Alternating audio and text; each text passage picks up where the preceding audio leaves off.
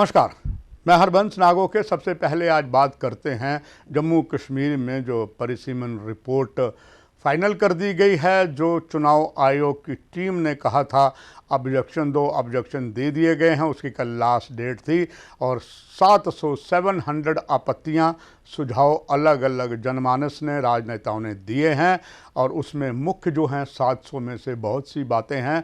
हर बात में एक इम्पॉर्टेंस है, मगर सबसे ज़्यादा मांग की गई है कि सिख, कश्मीरी पंडित, ईसाई, इन्हें राजनीतिक आरक्षण मिले। साथ ही साथ जब प्रजातंत्र के सबसे बड़े मंदिर लोकसभा में एक सर्वसम्मति से 90 के दशक में बिल पारित हुआ था कि कश्मीर समस्या का मात्र एक समाधान है कि पाकिस्तान के कब्ज़े में जो कश्मीर है, जिसे हम गुलाम कश्मीर कहते हैं, उसे मुक्त कराना है। वहाँ की जो सीटें हैं, हर साल जब चुनाव होते हैं हम बताते हैं कि वो सीटें हैं, मगर वहाँ के लिए उम्मीदवार खड़े नहीं करते। ये भी बात है कि वहाँ की जो 24 सीटें रखी गई हैं उसमें भी क्यों ना उनको जोड़ा जाए। जो फिलहाल 90 सीटें की गई हैं, बढ़ाई गई हैं। पहले 83 थी, अब 90 की गई हैं। 6 जम्मू में बढ़ी हैं, 1 कश्मीर में बढ़ी है, जिनमें 9 अनुसूचित जनजाति और 7 अनुसूचित जाति की हैं। और ये भी मांग की गई थी कि जम्मू डिवीज़न में 3 मेंबर ऑफ पार्लियामेंट दिए जाएं। पहले 2 थे और साथ में माता बाबे वाली के नाम पर एक सीट रखी जाए।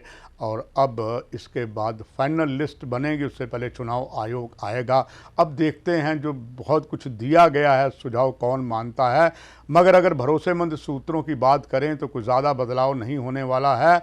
जो होना था वो हो गया। 19-20 का बात हो सकती है, मगर प्रजातंत्र में सबको ये अधिकार है अपनी बात कहने का, वो सब ने कह दी है। अब सब कुछ डिपेंड है चुनाव आयोग।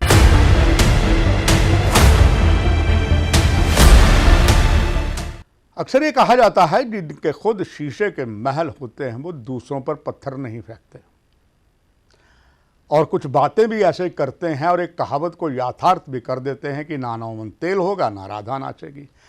ना नौमन तेल होगा ना राधा नाचेगी, पूरी कहावत यथार्थ होती है। जम्मू कश्मीर अपनी पार्टी को, नई नई पार्टी है, हर जगह जा रही है। निस्संदेह हाल ही में जो चुनाव हुए थे उनमें डीडीसी के, उनमें उन्हें थोड़ा बहुत राजनीतिक लाभ मिला। इसमें भी कोई शक की बात नहीं। शायद ही कोई ऐसा मुद्दा हो जो जम्मू कश्मीर अपनी पार्टी, जो ज़्यादा कांग्रेस और पीडीपी से टूटी थी, और इनके जो सर्वा शर्मा जो संस्थापक हैं वो तो पीडीपी के साथ ही थे, पीडीपी की बैकबोन थी। चाहे वो मुफ्ती मोहम्मद सैयद से अल्ताफ़ बुखारी या महबूबा मुफ्ती थी, उन्होंने उन पार्टी को छोड़कर अपनी पार्टी बनाई। तब ये कहा जा रहा था कि ये जम्मू कश्मीर में बीजेपी की बी पार्टी, और ऐसे सारे संकेत मिल रहे थे। और मगर हुआ क्या, यहाँ कहा गया था बहुत से पॉलिटिकल नए एडवाइज़र बनेंगे। दर्शकों, जो लगातार जेल के मीडिया कार्यक्रम देखते, हमने अपना जो अनुभव है पत्रकारिता आप सबके सामने बताया था, ये मुश्किल है, ऐसा नहीं होगा। अंततः जब देखा कि उनकी बातें नहीं मांगी गई, तब वो आहिस्ता आहिस्ता सरकार की नीतियों के खिलाफ चलते गए। अब ये काफ़ी मुखर हुए कुछ ऐसे स्थानों पर जहां पर उनकी इतनी पैठ नहीं है, इसके बावजूद भी वो आगे कर रहे हैं बात कि हम अगर आएंगे तो ये करेंगे। तभी मैंने कहा ना नौमन तेल होगा ना राधा नाचेगी।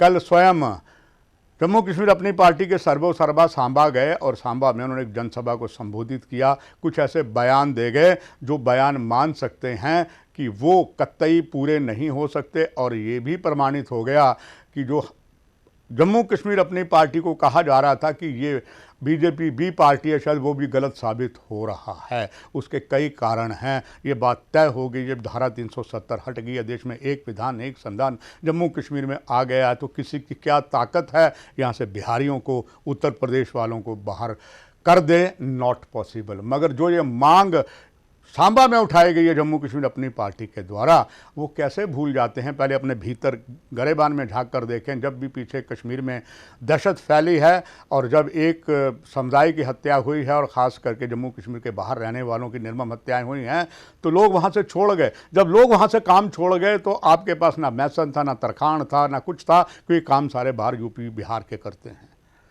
ठेले वाले भी बिहार के हैं, मूंगफली भी वही खिलाते हैं और गोलगप्पे भी वही खिलाते हैं, मछली भी वही खिलाते हैं। जब ये चले गए तो कश्मीर में काम कौन करेगा? आप इन्हें बाहर कैसे निकाल सकते हैं? आपके पास कोई ऐसा कानून नहीं है। मगर चलिए हवा में बात कर दें, चूँकि आप जानते हैं कि ना तेल होगा ना राधा नाचेगी, मगर साथ साथ जो पहला मैंने एक वक्त फिल्म का डायलॉग इसमें दोहराया कि जिनके खुद शीशे के महल होते हैं वो पत्थर नहीं फेंकते। सांबा में आप गए हैं, सांबा में कितनी ऐसी फैक्ट्रियां हैं जो जहर घोल रही हैं, आपने उनके लिए एक शब्द नहीं कहा।